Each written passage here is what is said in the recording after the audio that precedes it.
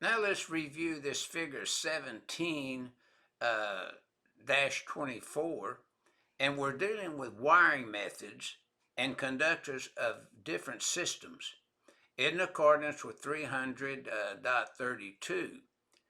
But I also recommend that you look at 300.3 C1 and 2 in the NEC, and you pick up some similar rules.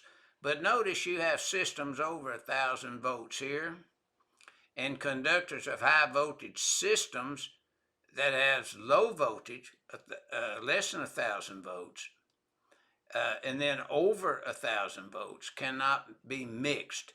But you could mix high voltage conductors together that are over 1,000 volts.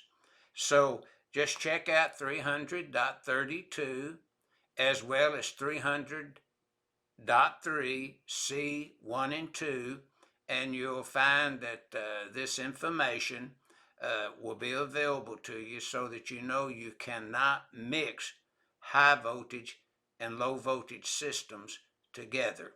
And that's what this figure 17-24 is pointing out to the user of the NEC.